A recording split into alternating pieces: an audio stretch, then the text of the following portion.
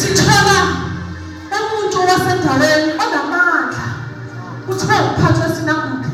Lo muntu ngiyamajina ukuthi unemali, unezisebenzi, yonke into efunayo uyayithola. Kodwa simthola namhlanje sekuyena ebona uJesu ukuthi uyena yedwa emalina nayo, esebenzina nayo, ehlalweni naso, awuphathi wesinambuke. Kodwa wazi ukuthi noma sengakwenza la phansi, kodwa ukhona uNkulunkulu enzothi masengixolekile ekusindiseni impilo yami, ngibheke kuyena. Ufuna indodakazi yakhe ukuthi iphile. Webazalwane, kunabantu emhlabeni extra money for us befunela ngisizo, kodwa thina ngelinye ilanga sibashaya indima.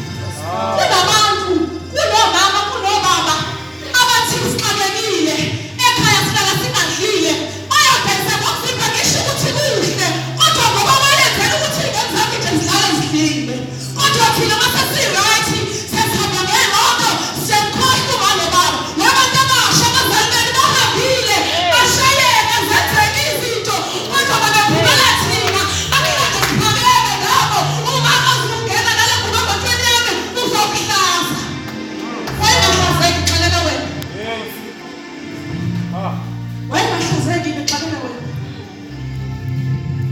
Angisho ukuthi kuhle, kodwa abanye abantu bayaphila ngakho. Angisho ukuthi kuhle, kodwa abanye bayaphila ngakho.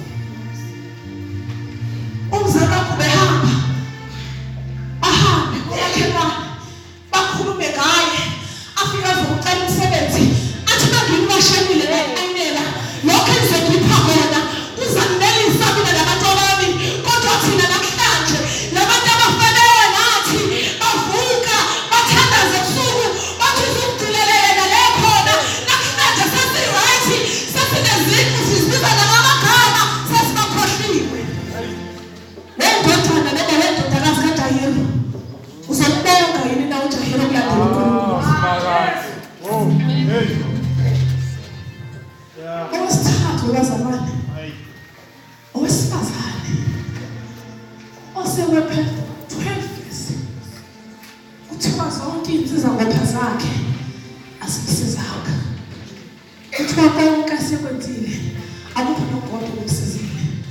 Kodwa into engiyithandayo ngaye ukuthi naye kuthiwa recognize uJesu ukuthi uma nje ngingathinta umphetho wengubo yakhe izosinda.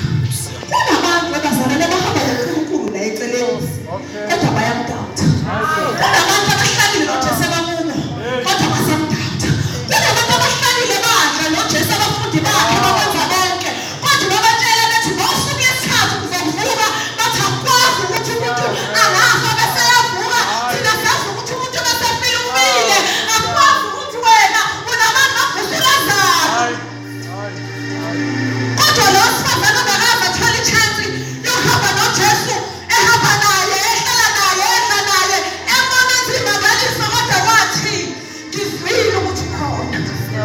Ake ngihambe nje, angisafuni nokuthi ngise ngimngane wakhe ngimthole wakhe, angisafuni nokuthi mhlawumbe azafike nabami ngimphekele, angisafuni abazali bami azangiphe imoto ukuze ngimthembe, angisafuni abantu abasha ukuthi angenze ngibe ekusela skuli. Kodwa mina ngifuna nje ukuhlala, ngihlale ngilinde ukuthi besafike nje bese ngithinta umphathi wengubo yakhe. Angifuni ukuthinta yena.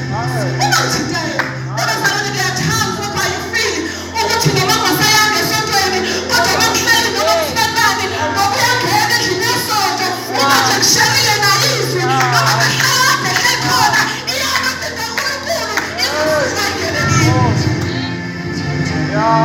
Abantu abasha,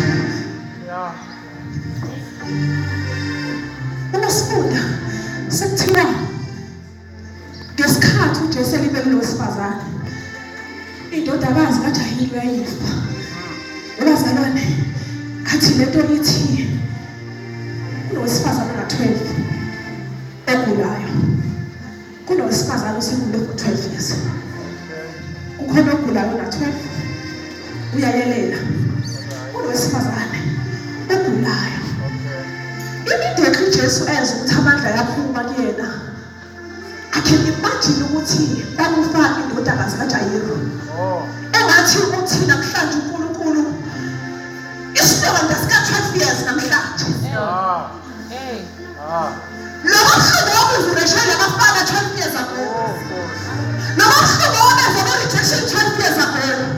Lo mhlobo wokulamba namhlanje usulemali 12 years ago. Lo mhlobo wokungafuna usuka empilweni yakho nasenhlizweni yakho. Ngenxa yokuba for 12 years. Namhlanje you shall heal the person on the 12. All about uyena ukuzalona osifazana okudala kukhulu. Intombazane usindisa owesifazane qala. Kanti kuba usindisa ingane. Ekusho ukuthi you can never heal a child. Phambukuba uphilisa umabayo. Mama ngiya-understand. Uthwalile ubunzima. Ngiya-understand. Kunabafana abakuhlukumezile. Wakujetha ngisho umuntu wesilisa abantu bazokushada. Mina sengingena ey'nyaweni zakho. Wangizwisa ubuhlungu ngenxa yokuthi wangithola kabi. Wangizwisa ubuhlungu ngoba wena ubulala ungadlile ngenxa yami. Wangizwisa ubuhlungu ngoba wena ubona ukuthi le nto engayiletha emhlabeni yona lengidalela ukuthi ngingayi phambili. Kodwa namhlanje uNkulunkulu is healing you. Ukuze nami ngiphile. Angeke ngiphile, angeke siphile ekhaya ubaba angaphilile. Angeke siphile ekhaya ubaba angaphilile.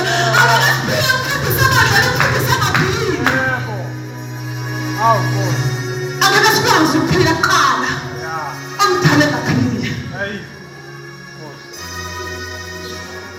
Angazi kube sengathi le nto isiyikhesi la ekhaya.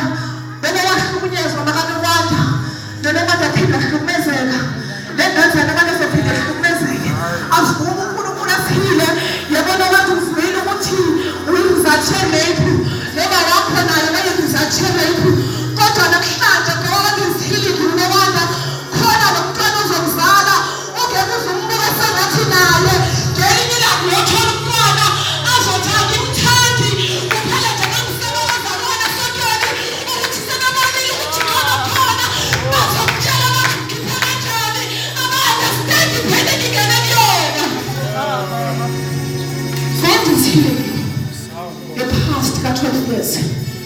Njengoba isitshali ihlahla. New beginnings. Sinyathela kabusha.